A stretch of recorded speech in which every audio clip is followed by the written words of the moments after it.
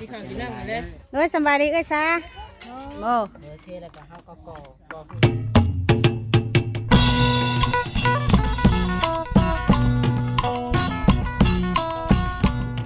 เดี๋ยวนะตอนนี้เฮือนเอ้ยซาตั้งเสาที่เรียบร้อยแล้วเนาะโอ้โอ้น้องลาวอยู่ยังมานี่โดยสบายดีแล้วน้องลาวเด้อโอ้ยว้าเต้าโอ้โดยสบายดีน้องซาละโดยโอ้อยู่กระทางปูนว่านี่โดยเนาะนี่น้องซาละเอาสู้กำลังมาให้น้องซาละน้องลาวเด้อสบายดีเด้อสาระมาพี่เด้อที่ข้างที่นั่งเลย โดย ฮะน้อยกินแล้วกินแล้วบ่โอ้ทางน้องสาระเพิ่นนั่นเนาะพี่น้องเนาะโอ้ไปหาไอ้ซาก่อนเนาะโดยสบายดีไอ้ซาโอ้ยสบายดี โดยโอ้เห็นยังนี่นะ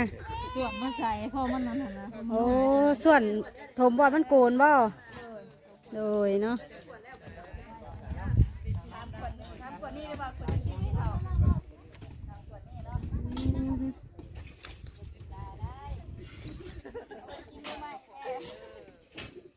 อ๋อคือดินคุดคือมาแต่ห้องน้ำนะบ่เอ้ยซาโดยเนาะ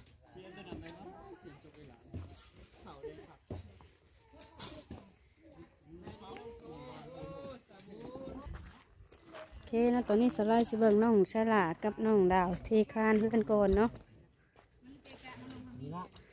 โอ้ยังตอกข้างในว่าน่ะน้องละโอ้แทกเม็ดอีกโดยโอ้ให้เสมอกันบ่เป็นได้ยุกแล้วว่าเอ็มร้อยเจ้าน่ะยุกยังเด้โอ้คือบุยุกรอดให้มีสู้กำลังให้แข็งแห้งขึ้นกำลังหลายขวดนะกำลังหลายโคตรเลยเนาะเดือเพื่อเลยเนาะโดย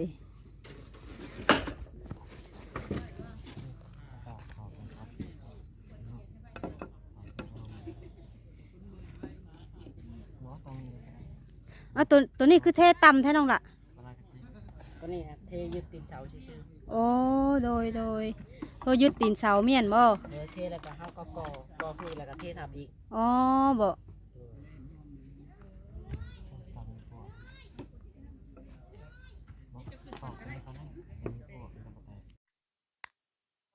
น้อง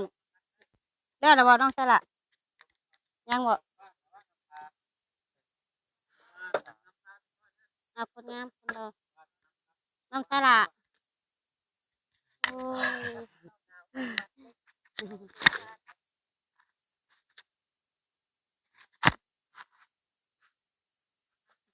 จักเม็ดน่ะน้องลาวน้องใช่ละจะเห็นฮะเส้นน่ะ13เซน3 เส้นบ่หน่วยกว้างของมันความกว้างของเทคานเนาะหน่วย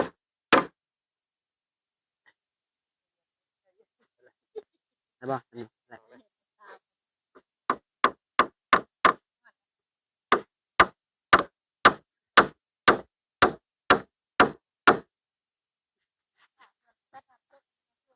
จะเมื่อดินงานอยู่บ้านจะมือน้องลาวมือเดียวโอ้ยเพราะว่ายากเวียกนี่เนาะเมื่อจะคนน้องเมื่อเขา2 คนกับน้องตลาดบ่กับไอ้ไซโอ้โดยเนาะ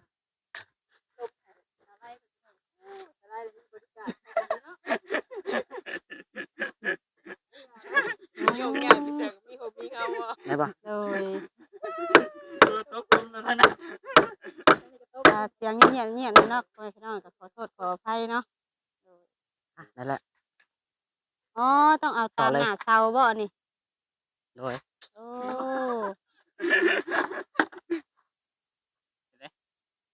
เย็นโดยโอ้เนาะไอวี่ให้น้องดาวผู้เพิ่นเฮ็ดเวียกผู้เอ้ยบ่ได้เฮ็ดเวียกเด้พอแล้วน้องโดยผู้น้องทงวีให้น้องดาวโอ้สบายดีน้องทงเด้อโดยแล้วเจ้าเฮ็ดยังไงน่ะคือเฮ็ดยังเจ้าน่ะมาเฮ็ดยังไงนี่ขุดคุ้มทางน้ำเคยเป็นโอ้โดยเนาะขุดคุ้มเนาะมาผ่านก็เลยมาทางนี้ไงโดยพักเมื่อยพักเมื่อยบ่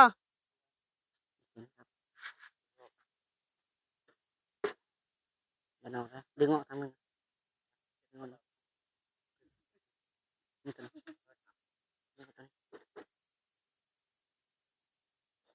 น้องสละกับน้องลาวกำลังตอกอึกๆอยู่พี่น้องเลยวัดตามหน้าเสาเอามันยังคือเต็งเมี่ยงสเล็กทั้งนี้น้องล่ะ ไม่โกงเขา โอ้โดยเดี๋ยวก็ดึงออกได้ป่ะ เอาดีเด้อน้องเด้อ น้องเป็นมือดีเนาะ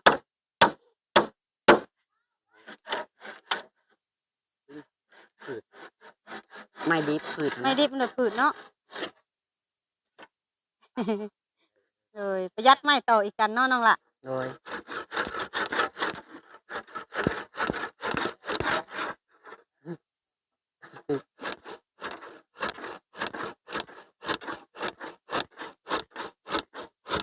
โคตรตี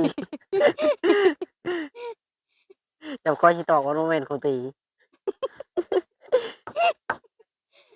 ตาลายว่าเลยดิ บริ เล่น เน กิ ม นกินจนร้อยลายตาลายเลยข่อยว่า บริเนม ไม่ได้แนม โดย โดยไม่ได้แนมเนาะมาจับก้อนตีไปจับไม่คอด โดย วันนี้ก็อากาศร้อนเนี่ยเนาะ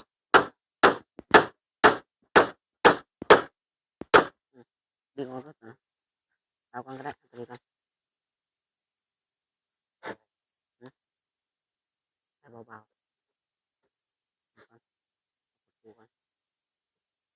แทกใหม่ประมาณ บอกเรื่องได้สายตั้งมือได้น้องสละ บ่ฮู้น้องหลาบ่ได้มาตอนมาตั้งเสา น้องหล่าอยู่เพื่อนทางบ้านน้องสมัยได้เนาะ โดย เอาทางเพื่อนน้องสมัยได้บัดนี้แล้วหรือบ่คือมาพี่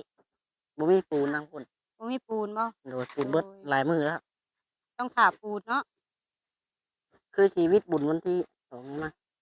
เป็นการเพิ่นบ่เปิดร้าน โด ห้าน ย ปูนบ่เปิดก็เลยแบบนี้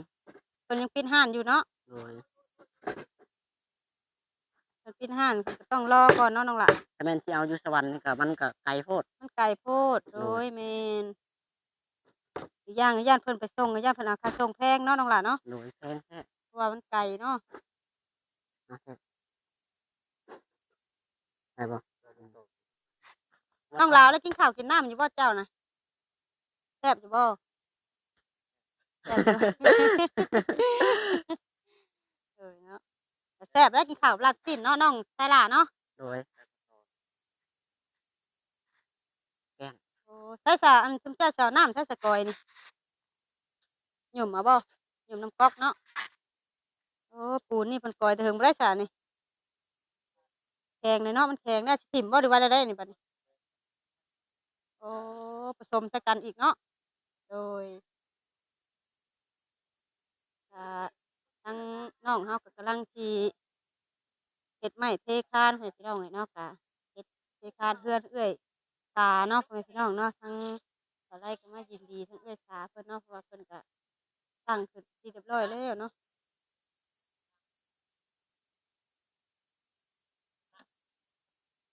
เสากลางเนี่ยคือเสาเพิ่นตั้งขึ้นที่อิฐบ่เนาะพ่อแม่พี่น้องเนาะที่มีทิศเขาหรือว่าสอดไส้เนาะทางเพิ่นก็จะเฮ็ดหยังทั้งนั้นป้าเด้อเพิ่นขุดห้องน้ำเอื้อยตาบ่ล่ะเนาะ ยกขึ้นเด้อโดย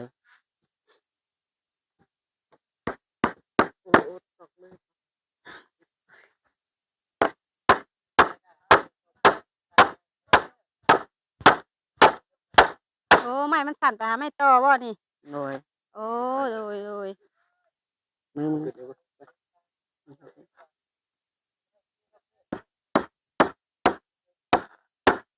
ออกก่อนมือนะ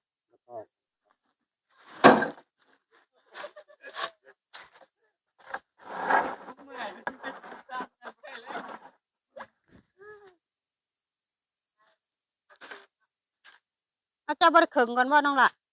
เป็นปูนเท อ๋อเป็น โด ส ย มเท มี คา ใส่ น แห่ เนาะ อยู่เด้อ อ๋อโดยนี่ใส่แฮอยู่ก็เลยบ่ได้เคิงเนาะเพราะว่าตอนนั้นเฮาเห็นน้องเคิงหั้นนะเคิง ถึงแม่นตอนโบกเพื่อน โอ้โดยถ้าแบบเฮาโบกเฮือนน่ะเฮาสิเคิงเอา เอาแต่ทรายด้วนๆบ่ โดยเอาทรายละเอียดเลย โดยเนาะอันผสมอันเทข้านนี่สิเอาจักล้อนี่เนาะ เพราะว่าสิเอาเป่าหนึ่งเลย เปล่าหนึ่งเลยจักล้อน้องละ 2 รอบ 2 ล้อบ่ โดย ทราย2 ล้อแห่2 ล้อบ่ โดยเทใส่ลายก็ได้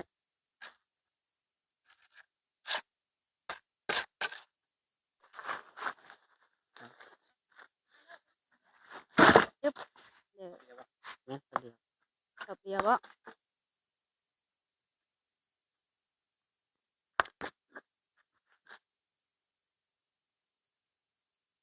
ไม่พลาด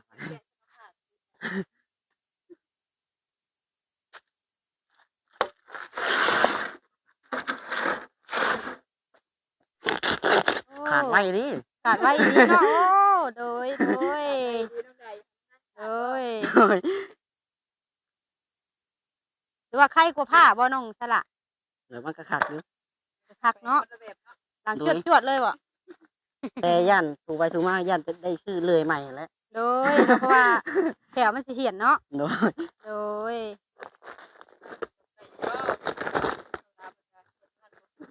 อึ๊บ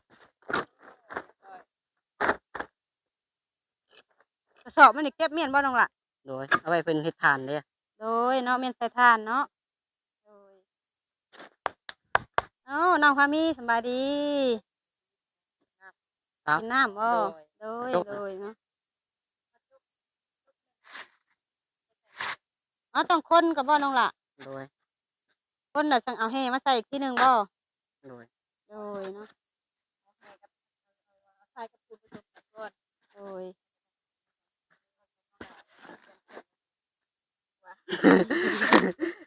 ส่วนเฮ็ดงานเนาะค่ะก็มาไปไสบ้านนี่ เอาเอ็มร้อยไปแช่ไว้ก่อน อันร้อยไปแช่น่ะ แช่ในตู้เย็น เอาเพื่อนน้องทงมีตู้เย็นนะบ่ โดย โดยรุ่นนี่เพิ่นบ่รู้จักฮอนแดดแต่น้องๆสละสู้เป็นกำลังใจให้หลายคนจ้ะแม่ก็เอา2 ล้อคือกันบ่ เอ้ย ทั้งน้องเผยทองเพิ่นมาซอยทั้งน้องสละเนาะ